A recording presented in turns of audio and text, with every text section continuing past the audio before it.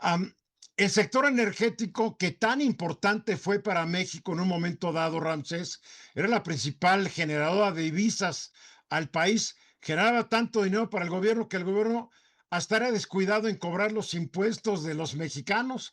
Decían, el petróleo nos mantiene, pero son épocas que ya pasaron. El petróleo ya no nos mantiene, pero el petróleo y la energía la necesitamos y me quiero referir mucho, sin energía eléctrica el país no va a ningún lado y hay quienes dicen que no estamos preparados para tener muchos centros de procesamiento de datos. ¿Por qué? Porque no tenemos ni generamos la energía eléctrica apropiada.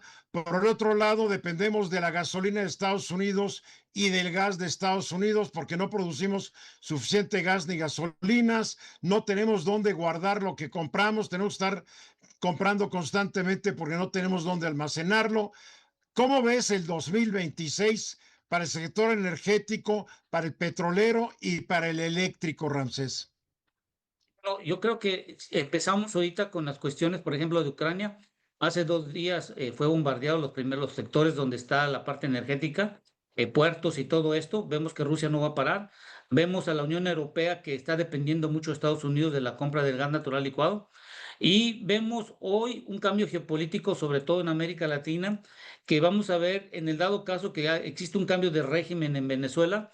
Vamos a ver a un Venezuela alineado hacia los Estados Unidos y esto va a poner en jaque a Canadá en las negociaciones de Tratado de Libre Comercio el próximo año, porque Canadá le manda 4 millones de barriles diarios más o menos y en dado caso pudiera negociar al presidente Trump diciéndole, pues ya tengo a Venezuela y puedo tener más petróleo crudo de este país.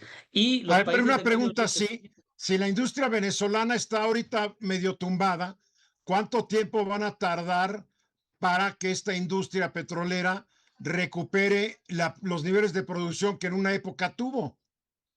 Si regresan las compañías de Estados Unidos y todos los que estaban ahí, yo creo que más o menos en no más de 5 o 8 años regresarían a producir más de 2 millones de barriles diarios. Ahorita producen más o menos entre 1 y 1,2 millones de barriles diarios.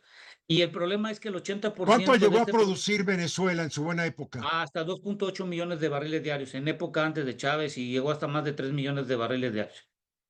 Y el problema es que este crudo que exporta Venezuela, el 80% va a China, por eso vemos la disputa, porque si en dado caso se alinea Venezuela a Estados Unidos, dejaría de mandarle a China petróleo crudo y China dependería mucho de Rusia. Entonces vemos aquí que ¿dónde se inserta México? Pues México queda fuera del mundo geopolítico del sector de hidrocarburos, porque en el nuevo plan sectorial que se presentó este 22 de diciembre ya acotaron a 1,8 millones de barriles diarios y esto significa que más del 80% de la producción de petróleo crudo se va a ir a las refinerías y solo quedaría un 20% del total que se estaría enviando a Deer Park y una parte hacia los Estados Unidos. Entonces, ¿qué queda para México? En el 2025 ya se cambiaron mucho las leyes de hidrocarburos, las leyes del sector eléctrico. Se acaba de presentar ciertos planes en el sector de electricidad, de plantas de generación de electricidad con de ciclo combinado. La parte eólica, que necesitas ponerle baterías, perdón, la solar necesitas ponerle baterías y la eólica. Y el inconveniente que tenemos aquí, como tú bien lo comentas, México está tratando de tener centros de datos, pero los centros de datos necesitas forzosamente energía 24/7, cosa que en Estados Unidos el presidente Trump ya lo vio. Por ejemplo, en esta semana, la semana pasada, su compañía que tiene de la parte de social, donde hacen toda la información que manda él, se conectó con una compañía de fusión nuclear y él está invirtiendo ahora en fusión nuclear. Y en México, te lo digo así en este sentido, el plan sectorial de energía no sirve, derivado que nomás está hasta el año 2030. No vamos a ser autosuficientes de gasolina en el año 2030, de acuerdo a lo presentado, solo lo seríamos de diésel. Y en el sector eléctrico, el problema que tenemos hoy en día es que se están instalando muchas plantas de generación de electricidad, tanto de ciclo combinado, que utilizan gas natural como eólica y solar, pero no hay las líneas de transmisión suficientes como las de distribución para que lleguen al usuario final. Todo A esto. ver, entonces, para qué construir plantas de ciclo combinado si no hay para dónde mandar la electricidad que se genere? Ese es los problemas que se tienen que subsanar en la próxima década. que si no tenemos líneas de transmisión, de nada nos va a servir poner muchas plantas de generación porque se va a volver un caos y un problema. Y las Eh, Yo líneas me de quiero, energía, yo me quiero imaginar que están planeando las plantas y al paralelo están planeando las líneas de transmisión, ¿no? así debe de ser, pero el problema es que generas la planta, construir la planta de generación, pones las líneas de transmisión, pones la subestación y de la subestación se van a la distribución. El problema es en las ciudades, que ya sabes que se está incrementando el número de personas y por lo tanto vemos que hay ciertos lugares que no están bien planeados y las líneas que se tienen no tienen la capacidad suficiente para dar la demanda que se necesita y que llegue la electricidad. Entonces, Eduardo, yo creo que el problema que vamos a tener en el 2026, querramos o no, necesitamos la inversión privada. Y esto te lo digo porque en el dado caso que el próximo año se haga un recorte mayor en las tasas de interés, tanto en Estados Unidos como en México, pues el costo del dinero puede ser más barato y puede ser utilizado en el sector energético que demanda una gran cantidad de dinero. A ver, pero el sector privado no le va a entrar ahorita, yo creo, tú corrígeme, mientras no se renegocie el TEMEC. ¿Para qué le van a entrar si ahorita la gran queja de Estados Unidos es que México no ha cumplido lo que estipula el TEMEC en lo que al sector energético se refiere?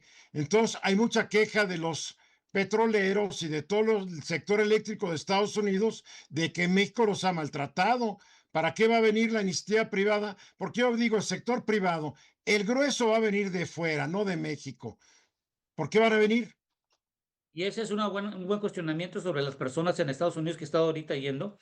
Me han dicho y me dicen, ¿sabes qué? Mira, nos vamos a aguantar hasta julio, septiembre, que vienen lo de las votaciones intermedias, ver cómo van a estar las cámaras y dependiendo cómo están las cámaras, vamos a ver lo del Tratado de Libre Comercio, porque tú has de recordar que el Tratado de Libre Comercio tiene que ser votado y autorizado por las cámaras, tanto en México como en Canadá como en Estados Unidos.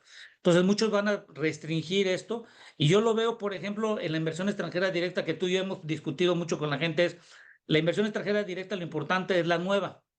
Pues resulta ser que en este último trimestre reviso cuánto es la inversión en el sector energético del total de la inversión extranjera directa y solo el 4%, el 5% representa el sector energético, donde del total del sector energético solo el 30 al 40% es nueva.